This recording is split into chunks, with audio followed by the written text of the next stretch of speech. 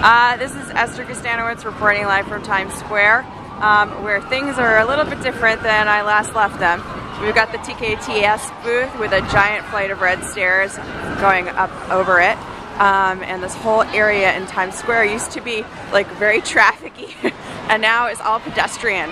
Not pedestrian in the sense of being every day, but it's pedestrian in the fact that everyone can walk here.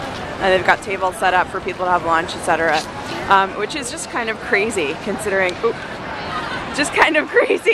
considering that that this is a very, very major intersection. A lot of people come through here every day, and I don't know how they gauge who gets the tables. I guess it's just the law of the jungle. Anyway, there's a very McDonald's Times Square.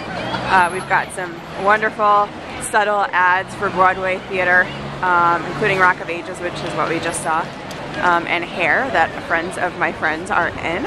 And yeah, so here we are. It's pretty amazing here. I'm coming back as a tourist after all this time, and I'm just kind of happy to be here. It's a nice way to end my last day in New York. All right, goodbye Times Square. See you next time.